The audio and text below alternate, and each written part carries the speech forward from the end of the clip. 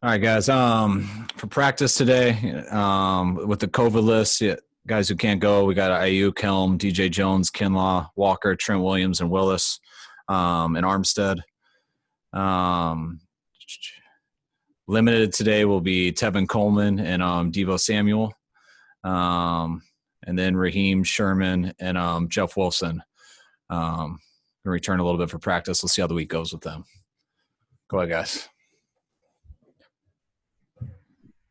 Hey, Kyle, in terms of that COVID list, guys, I believe Hronis Grasu and Armstead came off today. So how has that impacted preparations this weekend? And do you feel that a postponement of Sunday's game is more in play than it was maybe 3 weeks ago against the Packers? I mean, I think it possibly could have been last week, and we were off, but I think this has given us enough time to recover. I mean, at least we've been good in our building for a number of days and stuff. So, it doesn't look like it's getting worse, at least in our building.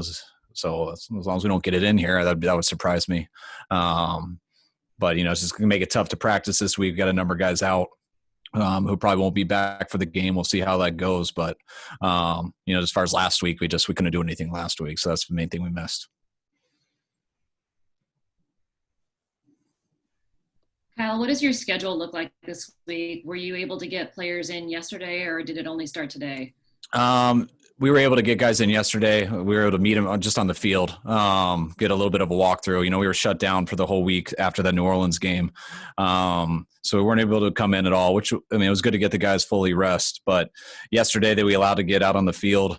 We're going to have a totally normal week in terms of practice with Wednesday, Thursday, Friday. So I didn't want to make them go 4 days in a row. So we couldn't really go very hard Tuesday, but we just got guys out there, and you take a week off. We just wanted to remind them where the numbers were, the hashes, getting in and out of the huddle, stuff like that, to try to make today go a little more smoothly.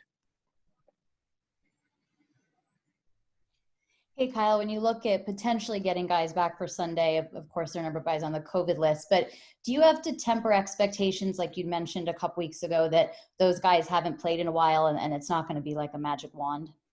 Yeah, definitely. I mean, you got to, just like I'm really hoping that we'll get Debo and Raheem back and Jeff Wilson and Sherman this week, but, they haven't played in a while. So we got to be smart with them. And the guys who have been playing, they got a lot of rest this last week, so hopefully their bodies are fresher and stuff. But we do have a different issue this week with just 7 or whatever that number is of guys being down on the COVID list. So we got to be smart. We'll see if we have a chance to get them back at the end of the week. We're not guaranteed of that. So we got to be smart with the practice squad guys that we use today for practice squad and for normal reps, because those guys don't come back. Those guys are going to be the guys playing in the game. So we're doing the same type of schedule, but we got to move players around and play some guys at different positions just to get through the practice. Kyle, if Richard Sherman is cleared to go play, does he just jump into the starting lineup, or does you got to work him back and ramp him up? And what are kind of the aspects that you would look at how you work that whole cornerback position when he's back in the mix fully? If Sherman's back there and back to himself fully 100%, we'll get him out there fully. I'm glad we got him in a week before the break we had here, just so we could get him acclimated a little bit. Didn't get to see him at all in the week off, so we're going to get out here in a little bit in the next hour in practice, and we'll see how this week goes. But, when Sherman's ready to go, he'll be back to his spot. But in no hurry to do that. And we got a number of guys who've been playing well while he's been out, and we don't mind easing him back in either, but that'll be decided how he looks in practice these next 3 days. Hey, Kyle, I'm doing a Thanksgiving poll. What are your favorite Thanksgiving traditions and your favorite Thanksgiving foods as well? I'm probably a little more boring person to ask that. My favorite Thanksgiving traditions is getting out of work a little bit earlier than usual. By the time I get home, usually everyone's mad at me for making everyone wait all day. That'll be easier this year since we don't have people. But I always like just watching. Growing up, I was always watching the games with my mom, my sister. My dad was never there until later. We were mad at him when he got home, but it was always watching the football games and mashed potatoes, turkeys, gravy, green bean casserole, all together. Kyle, you mentioned you want to see guys get better over these final stretches. Exactly, how would you define guys getting better, and how might that show up in ways that we might not see? I mean, you'd have to look at an individual and not everything. I mean, it's getting better means playing better than you did the week before, playing better than how you did at the beginning of the year. Guys can come into training camp one way, and then they start off the year one way. Some guys start their best at the beginning and finish bad. Some guys start bad at the beginning and finish good.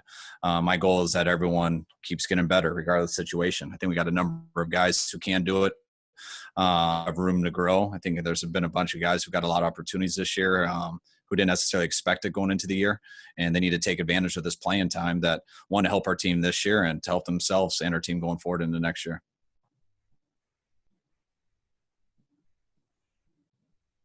Hey, Kyle, I just wanted to clarify something. I know, I'm sure you don't know everything regarding the guys on COVID, but did you say or indicate you knew for sure there might be a couple guys that won't be able to play Sunday? Oh, yeah, I expect there to not be guys who can play. I'm just hoping that they can. So we'll see. I know Armstead is going to be allowed to practice tomorrow, so I know we're getting him back tomorrow fully. He was allowed to go to walkthrough today. But the other guys, we got to wait and see. I'm not counting on it, so but I'm hoping. Hey, Kyle, there was a report that K'Wan Williams had his suspension rescinded today. Is that accurate, first of all? And second, what is your timeline for him coming back from that injury also? I know he's still a few weeks away. I have 2 or 3, roughly. I mean, don't hold me to that, but I know that's our estimate of it. I knew that he had some issues with the failed test, something that completely shocked him, just hearing from him and stuff. So it doesn't surprise me if it was overturned. I heard that coming in, but I don't know anything for confirmation.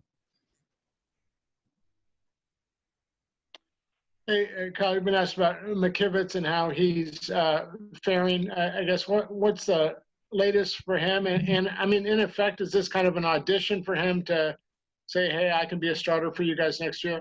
Yeah, it is. I mean, it is for everyone, even the guys who have been starters. Can they continue being starters? I mean, that's the league every year. But him and Compton have both been given an opportunity.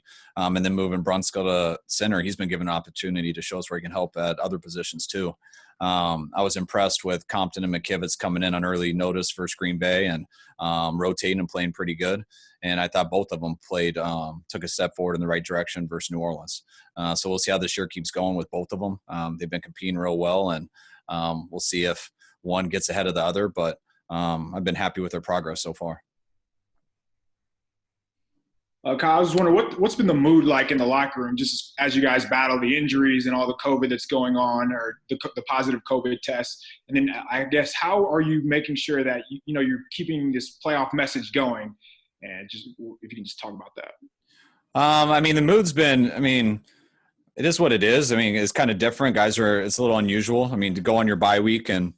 We had a bunch of plans on the bye week, and we know we couldn't go any places since we had to get tested each day. But guys plan on working out and getting healthy and stuff, and it was just weird for guys not to be able to do anything for 7 straight days. So I think the mood was kind of, it was tough for the players, wanting to work out places and do things, which was very tough. But I keep saying maybe it'll work for us because we did need some rest. And we're all excited to get back in here and get together, but we're not in here, so we're all meeting on Zoom calls and stuff, which has been fun. We all get on there and mess with each other for about 10 minutes almost before we start a meeting. So you can tell guys miss hanging out with each other and stuff. And once we got out to the field for walkthrough, guys are eager to get out there. But we have had a week off, and everyone's got some cobwebs from that. I mean, coaches included. I mean, when you're not together and talking ball and doing it each day, you need some time to get it back, and that's what today's about. Just had a decent walkthrough and plan on going out there and working again, and just making sure we're ready to go by Sunday.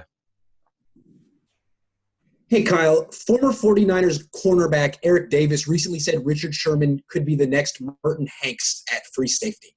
They played together. Do you still feel there's a future for Sherman at that position? Yeah, I mean, I think Sherman could do whatever he wanted to do. I mean, if that's where he saw his career going and he was committed to it, he'll figure out a way to do it. I loved Merton Hanks and Eric Davis, those two huge fans of those guys.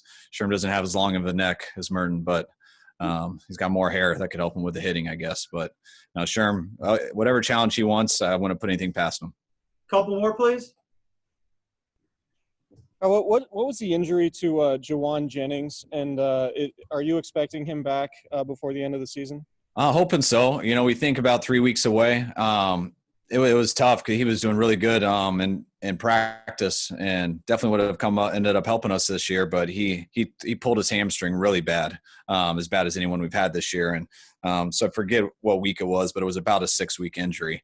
So he did that, and it's been unfortunate because he would have had some opportunities here the way things have gone.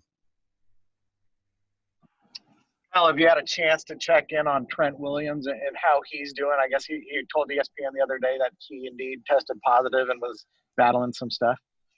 I haven't talked to him recently, but I heard the same stuff. I mean, he's been in communication with everyone up here. I've seen him on our Zoom meetings, but I haven't called him out in front of the whole team yet. So, but I'm sure he's doing all right, but I know he's just trying to get healthy and get back as soon as he can.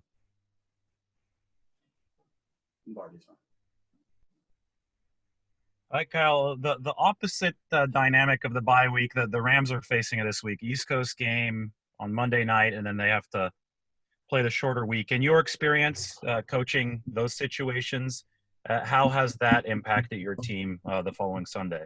It's gone both ways. Sometimes you're so locked into football and you don't get too far away from it, and you just keep the machine rolling and guys are in the groove and it helps you.